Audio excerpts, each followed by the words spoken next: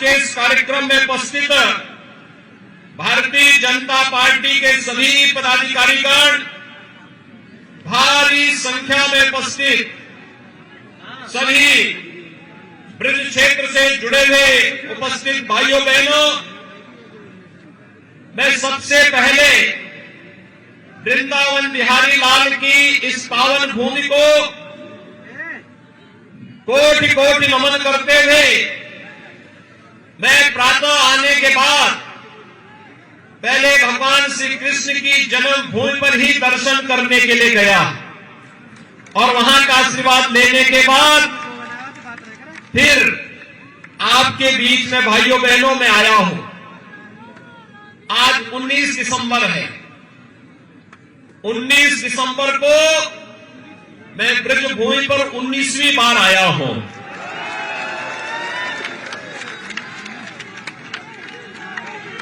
भाइयों बहनों, आज की तिथि हमारे लिए बहुत महत्वपूर्ण है।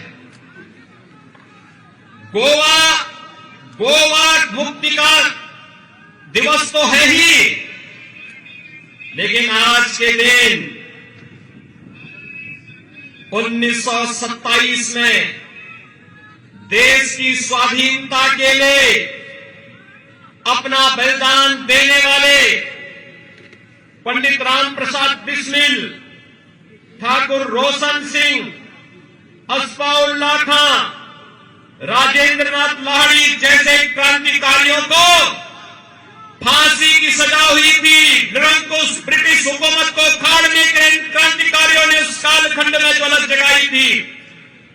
आज पूरा देश अपने महान क्रांतिकारियों का स्मरण कर रहा है, उन्हें बार बार स्मरण कर रहा है और इसलिए आज जन विश्वास यात्रा केंद्र और प्रदेश सरकार की विकास की यात्रा को जन विश्वास में बदलने के लिए, जनता जनार्दन का आशीर्वाद प्राप्त करने के लिए एक बार फिर प्रदेश के 6 स्थानों से प्रारंभ हो रही है। और मैं सौभाग्य मानता हूं कि भगवान श्री कृष्ण की इस पावन धरती पर मुझे इस यात्रा का शुभारंभ करने का सौभाग्य प्राप्त हुआ है। भाइयों बहनों, मैं यहां पर मेरे लिए यह धरती इसलिए भी महत्वपूर्ण है क्योंकि इस वर्ष के प्रारंभ में यहां पर हमारे दोनों मंत्री, यहां के विधायक, दोनों विधायक और यहां की माननीय सांसद, ब्रज तीर्थ विकास परिषद, यहां के प्रशासन, यहां के पूज्य संतों के आशीर्वाद से पहली बार भव्य वैष्णव कुंभ यमुना मैया के तट पर करने का सौभाग्य यहां प्राप्त हुआ था और उस आयोजन में मुझे जुड़ने का अवसर प्राप्त हुआ था। तब भी मैं यहां आया था और अभी पिछले दिनों भी मैं आया था। भैया बहनों, ये वही धरती है, याद करिए, ब्रज की यह धरती जहां का रज रज कण कण भगवान कृष्ण की लीला से भरी पड़ी है, राधे रानी की लीला से भरी पड़ी है। हमारे लिए तीर्थ है, पवित्र है ये भूमि। लेकिन पिछली सरकारों में क्या होता था? ये वही धरती है, कोसी कला का गंगा, यहां का कोई व्यक्ति भूला नहीं होगा। कोसी कला में क्या होता था? जवाहर बाग में क्या होता था? पहले जवाहर बाग की घटना होती थी, कोसी कला का दंगा होता था। आपने देखा होगा। भाइयों बहनों, आप याद करिए, पिछले 4.5 वर्ष के अंदर आज हमारी सरकार को 4.5 वर्ष भी पूरे हो रहे हैं और 4.5 वर्ष के दौरान प्रदेश के अंदर कोई दंगा भी नहीं हुआ, एक भी दंगा नहीं हुआ, कोई पलायन नहीं हुआ। जो व्यापारी, जो प्रताड़ित हिंदू पिछली सरकारों में 14 वर्षों की प्रताड़ना के दौरान पेशेवर माफिया और अपराधियों के द्वारा यहां से भगाए गए थे, वह व्यापारी, वह उद्यमी और वह हिंदू वापस अपने घरों को आया है और बड़ी शान के साथ अपने घरों में रह रहा है। आज कोई व्यापारी और कोई हिंदू प्रदेश से पलायन नहीं करता है। आज पलायन होता है प्रदेश से पेशेवर अपराधी और माफियाओं का। होता उन लोगों का? क्यों पीड़ा है सपा, बसपा और कांग्रेस को? कल आपने देखा होगा, देश के यशस्वी प्रधानमंत्री आदरणीय मोदी जी ने देश के सबसे बड़े एक्सप्रेसवे का शिलान्यास शाहजहांपुर में किया। ब्रज क्षेत्र में ही पड़ता वो क्षेत्र, और शाहजहांपुर में बड़ा आयोजन, लाखों की संख्या में लोग आए थे प्रधानमंत्री जी को सुनने के लिए। और प्रधानमंत्री जी ने उस समय इस बारे में कहा कि गंगा एक्सप्रेसवे उत्तर प्रदेश के विकास की रीढ़ बनेगी। लेकिन जिन लोगों को विकास अच्छा नहीं लगता, उन लोगों ने प्रधानमंत्री जी के ट्वीट पर गलत, प्रधानमंत्री जी के वक्तव्य पर गलत ट्वीट किए। जिन लोगों को प्रदेश का विकास अच्छा नहीं लगता था, वे लोग अनर्गल प्रलाप करते हैं। भाइयों बहनों, प्रधानमंत्री मोदी जी के लिए भारत की 135 करोड़ जनता ही परिवार है, लेकिन कांग्रेस, सपा, बसपा के लिए उनका अपना व्यक्तिगत परिवार ही प्रदेश या देश है। उस व्यक्तिगत परिवार से ऊपर वे सोच भी नहीं सकते हैं। उन लोगों से आप क्या उम्मीद करते हैं? जिन लोगों के पास संकुचित दृष्टि है, वे विकास के इस मॉडल को नहीं स्वीकार कर सकते। विकास के इस मॉडल को कैसे सराहना कर सकते हैं? और यही तो कारण है कि जब डबल इंजन की सरकार विकास कराती है, उन लोगों को तब भी अच्छा नहीं लगा था जब मथुरा वृंदावन नगर निगम घोषित हुआ था। उनको तब भी अच्छा नहीं लगा था जब ब्रज तीर्थ विकास परिषद का गठन हुआ था। उनको तब भी अच्छा नहीं लगा था जब ब्रज तीर्थ विकास परिषद के सभी तीर्थों के साथ साथ मथुरा में मदिरा और मांस की दुकानों को बंद किया गया था। उनको तब भी अच्छा नहीं लगा था, तब भी उनको अच्छा नहीं लगा था। और उनको तब भी अच्छा नहीं लग रहा था जब मुजफ्फरनगर के दंगाइयों के खिलाफ सरकार कार्य कर रही थी। उनको तब भी अच्छा नहीं लगता है जब हम किसी गरीब को फ्री राशन योजना का लाभ देते हैं। जब प्रधानमंत्री मोदी जी देश के 135 करोड़ जनता को फ्री वैक्सीन, सबको वैक्सीन का लाभ देते हैं, उनको तब भी अच्छा नहीं लगता है। उनको तब भी अच्छा नहीं लगता है जब प्रदेश के अंदर सुरक्षा का बेहतर वातावरण और देश के अंदर देश की सीमाएं सुरक्षित होती हैं, तो विपक्ष को वह अच्छा नहीं लगता है। जब दंगाइयों पर सख्ती की जाती है तो कांग्रेस, सपा और बसपा को अच्छा नहीं लगता है। उनको अच्छा क्या लगता है? दंगाइयों को गले लगाना, आतंकवादियों को छोड़ना, गौमाता की हत्या और गौमाता के हत्यारों को तस्करी करने के लिए प्रेरित करना, गरीब के लिए आने वाली अन्य योजना पर डकैती डालना, विकास के कार्यों में लूटपाट करना, आस्था के साथ खिलवाड़ करना। मैं पूछना चाहता हूं भाइयों बहनों, आपने आशीर्वाद दिया, ऐसा कौन कार्य है देश के अंदर जो भाजपा ने कहा हो और वह न किया हो? कौन ऐसा कार्य है? मोदी जी ने कहा सबका साथ सबका विकास, तो सबका साथ सबका विकास, एक गरीब को मकान मिल जाना, यही हमारे लिए राम राज्य है। एक गरीब को विद्युत का निःशुल्क कनेक्शन मिल जाना, ये हमारे लिए राम राज्य है। एक गरीब को फ्री में शौचालय मिल जाना, यही हमारे लिए राम राज्य है। एक गरीब को 5 लाख रुपए की स्वास्थ्य बीमा का कवर मिल जाना, ये भारतीय जनता पार्टी ने कहा नहीं था, लेकिन एक गरीब का हक था, मोदी जी ने वो दिया, भारतीय जनता पार्टी ने वो दिया। एक गरीब को सुरक्षा का बेहतर वातावरण मिलना चाहिए, एक बेटी को सुरक्षा का बेहतर वातावरण मिलना चाहिए। ये भारतीय जनता पार्टी ने आपको दिया, प्रदेश को दिया, देश को दिया। और यही तो विपक्ष को अच्छा नहीं लग रहा है कि आखिर ये सब क्या है। हमने कहा था देश के अंदर आतंकवाद को मिटाएंगे, कश्मीर में धारा 370 समाप्त कर दी गई ना। पंडित दीनदयाल उपाध्याय जी की पावन जन्मभूमि यही क्षेत्र है।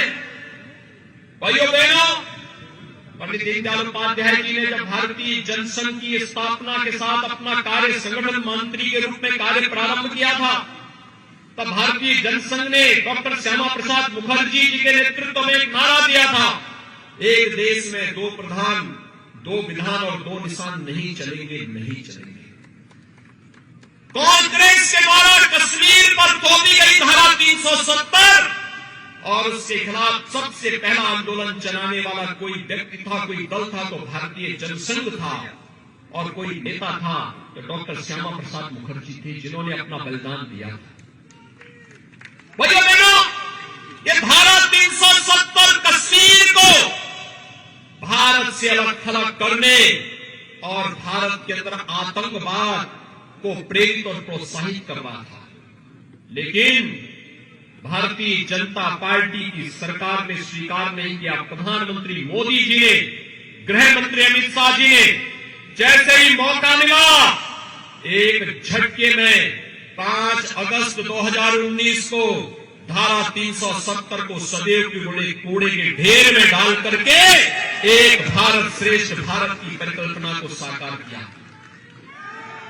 कश्मीर में धारा 370 को हटाने का आप समर्थन करते हैं? एक बार दोनों हाथ ला करके मेरे साथ बोलेंगे, क्या समर्थन करते हैं? तो जोरों से बोलेंगे, भारत माता की, भारत माता की। भाइयों बहनों, पिछले चुनाव में जब इस क्षेत्र में मैं प्रचार करने के लिए आया था, तो मैं एक सभा में आया था। जैसे आया था, मैं सभा प्रारंभ करता, तब तक हमारे मीडिया के एक मित्र ने मुझे कहा, योगी जी आप लोग कहते हैं कि रामलला हम आएंगे, मंदिर वही बनाएंगे, क्या बनाएंगे? तो मैंने कभी आपको क्या संदेह है क्या? कहा नहीं, आप लोग यही नारा लगाते हैं। मैंने कहा चिंता मत करिए, हम आएंगे भी और भव्य राम मंदिर के निर्माण का मार्ग भी प्रशस्त करेंगे।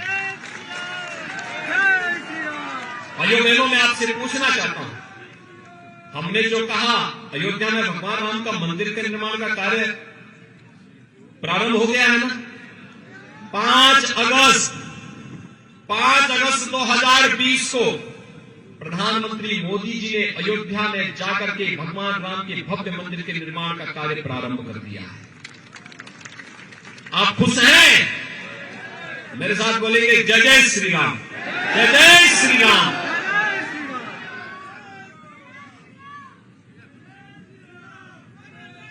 आप सोचिए, आज से 5000 वर्ष पहले इसी मथुरा में कंस के अत्याचार और अन्याय के खिलाफ जब भगवान आए थे, उससे पहले योग माया यहां से विंध्यवासिनी धाम में चली गई थी ना। योग माया का मंदिर है ना, देख लिया है ना, बहुत ध्यान से देखे हो ना, दर्शन किए हो ना। और योग माया का मंदिर मां विंध्यवासिनी धाम के रूप में है। मां विंध्यवासिनी धाम का मंदिर संकरी गलियों से होते जाता था। आज वहां पर भव्य धाम बन रहा है मां विंध्यवासिनी का। मिर्जापुर में आप कभी जाकर के देखेंगे, भव्य धाम बन रहा है, बहुत भव्य धाम बन रहा है। मां विंध्यवासिनी की, योग माया की। भाइयों बहनों, यही नहीं, आपने भी 13 दिसंबर को देखा होगा। 13 दिसंबर का कार्यक्रम याद है ना?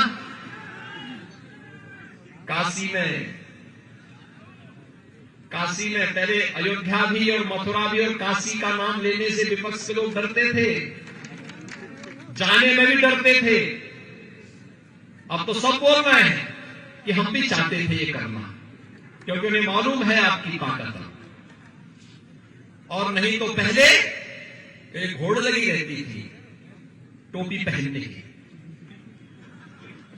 पहले अयोध्या, मथुरा और काशी में कोई जाने की हिम्मत नहीं करता था। आज तो काशी में भगवान विश्वनाथ का भव्य धाम प्रधानमंत्री मोदी जी की परिकल्पना, उनके मार्गदर्शन की प्रेरणा से बन करके प्रधानमंत्री मोदी जी ने राष्ट्र को समर्पित किया और भव्य धाम भगवान शिव का, महादेव का बनाया। और महादेव की पूजा के बाद अगर किसी का सम्मान किया तो वह किसका किया? श्रमिकों का सम्मान किया। आपने देखा ना, क्या कभी किसी प्रधानमंत्री ने, इससे पहले कभी आपने देखा कि किसी प्रधानमंत्री ने श्रमिकों के ऊपर पुष्प वर्षा की हो? कभी देखा? कभी देखा? मोदी जी ने किया ना। मोदी जी देश के सबसे लोकप्रिय प्रधानमंत्री है ना। देश के अंदर और दुनिया के अंदर भारत का सम्मान बढ़ाया है ना। और श्रमिकों का सम्मान भी किस रूप में? अपने पास बिठा करके। पहले उन्हें बिठाया, प्रधानमंत्री जी खड़े रहे, श्रमिकों को कुर्सियों में बिठाया और फिर अपने हाथों से उनके पुष्प वर्षा की। क्या दृश्य था भाइयों बहनों, एक क्या दृश्य! स्वतंत्र भारत, यही तो भारत है जिसमें कभी प्रधानमंत्री मोदी जी प्रयागराज कुंभ में जाकर के स्वच्छता कर्मियों के पाद प्रक्षालन का काम करते हैं। किया ना? आपने दृश्य देखा? इससे पहले किसी प्रधानमंत्री ने किया? किसी प्रधानमंत्री को किसी स्वच्छता कर्मी का क्या अपने मां बाप की पैर धोते हुए भी देखा है क्या? लेकिन प्रधानमंत्री मोदी जी ने तो वो कर दिया, स्वच्छता कर्मी उनका पाद प्रक्षालन कर रहे हैं, सम्मान दे रहे हैं, श्रमिकों को सम्मान दे रहे हैं। किसान सम्मान निधि पहले भी दी जा सकती थी ना। किसी ने दिया? किसने दिया? मोदी जी ने। किसने दिया? भाइयों बहनों, काशी विश्वनाथ धाम हम सब अपना सौभाग्य मानते हैं कि सब कार्यक्रमों के साथ जनता के आशीर्वाद से हम सबको जुड़ने का अवसर प्राप्त हुआ और आनंद और अंतःकरण से आनंद की अनुभूति और ज्यादा होती है जब भगवान शिव के साथ श्रमिकों का सम्मान भी प्रधानमंत्री जी के हाथों से हम लोगों ने वहां पर देखा था।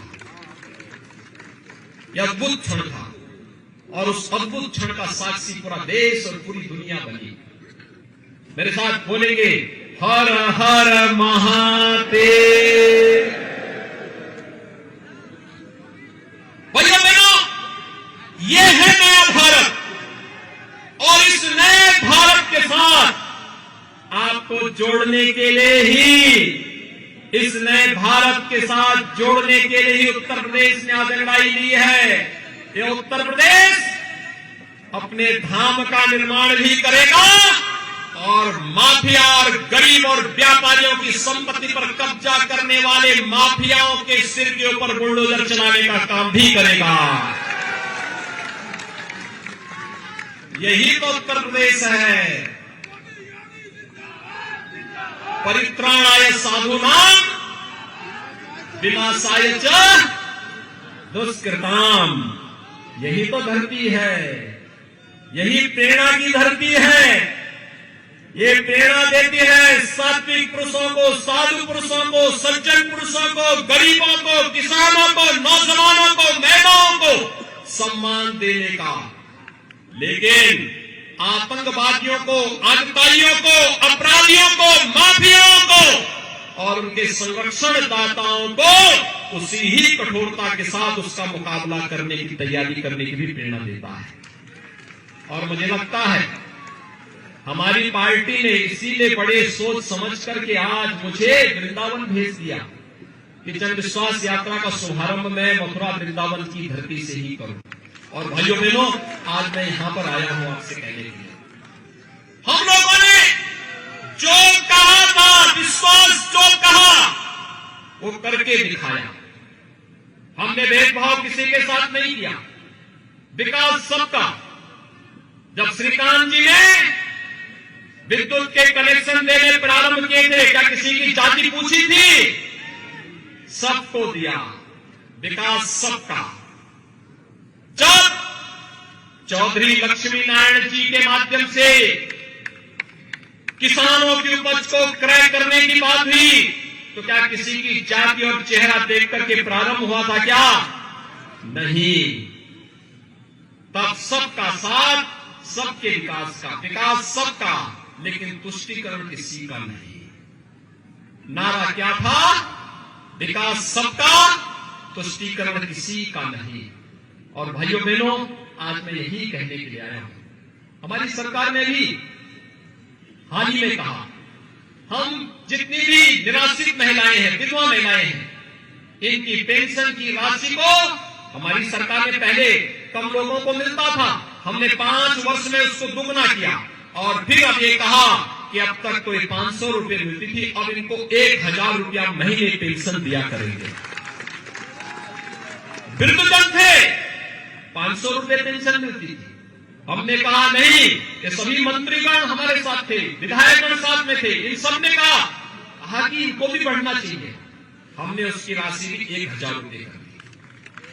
हमने ये भी कहा, जितने भी स्ट्रीट वेंडर हैं, फुटपाथ में विक्रेता हैं, पटरी, रेहड़ी, ठेला, खोमचा, कुली, मनरेगा मजदूर, कुली, पल्लेदार, रिक्शा चालक, ये जितने होंगे, इन सबको फ्री में राशन के साथ साथ अगले 4 महीने तक 500 रुपए के भरण पोषण भत्ता की व्यवस्था भी इनके लिए कर दी है। कोरोना की तीसरी लहर को रोकने के लिए सब तैयारी के साथ सरकार का मदद करेंगे। भाइयों बहनों, में आया था कोरोना की दूसरी लहर में भी इसी मथुरा में आया था। और यहां पर जब मैं आया था, मैंने यहां पर भी देखा था, अलीगढ़ में भी मैंने देखा था, कितनी प्रतिबद्धता के साथ ग्राम प्रधान, क्षेत्र पंचायत समिति के सदस्य, पार्षद, मेयर, चेयरमैन, ये सभी लोग प्रदेश में कोरोना के खिलाफ लड़ाई में देश का सहयोग कर रहे थे। आंगनबाड़ी, आशा वर्कर, एएनएम, इन सबके मानदेय को भी सरकार ने बढ़ाने का काम किया। कहा सबका मानदेय बढ़ेगा, सबको सम्मान देंगे, क्योंकि इन्होंने कोरोना के खिलाफ लड़ाई को तेजी के साथ आगे बढ़ाया है। उस लड़ाई में विजयी बनाया है, उस लड़ाई को आगे बढ़ाने का कार्य करेंगे। और कोरोना के खिलाफ इस लड़ाई को मजबूती के साथ लड़ने के साथ साथ फ्री में राशन की व्यवस्था, डबल इंजन की सरकार डबल डोज दे रही है। डबल डोज आपको राशन 2-2 बार हर महीने देने की व्यवस्था की गई है। और राशन के साथ दाल भी मिलेगी और खाद्य तेल भी मिलेगा। अंत्योदय कार्ड धारक को चीनी भी मिलेगी और बाकी सभी लोगों को नमक भी उसके साथ उपलब्ध होने देने का कार्य किया जा रहा है। भाइयों बहनों, सरकार की लोक कल्याणकारी योजना का कार्य क्या इससे पहले कौन खा जाता था ये राशन को? प्रदेश वही, ये चेहरे वही। कल मैं देख रहा था, इनकम टैक्स के छापे पड़ रहे थे, लेकिन समाजवादी पार्टी को पीड़ा हो रही थी। तो एक व्यक्ति से मैंने पूछा, मैंने कहा ये सब क्यों हो रहा है? तो मीडिया के उस पत्रकार ने कहा साहब आपको मालूम नहीं चोर की दाढ़ी ने तिनका। मैंने कहा क्या मतलब? कहा कि 5 साल में किसी व्यक्ति की संपत्ति 200 गुना बढ़ जाएगी, क्या कोई इसके बारे में सोचता था क्या? लेकिन समाजवादी पार्टी की सरकार में सब देखने को मिलता था। भाइयों बहनों, आप सबसे मैं कहने के लिए आया हूं, आप मुझे बताइए, ये तो मथुरा, वृंदावन, बरसाना, गोकुल, नंदेड़ आदि तीर्थ स्थल बनाए गए हैं, क्या ये सपा, बसपा या कांग्रेस कर पाती? क्या अयोध्या में राम मंदिर का निर्माण लोग कर पाते?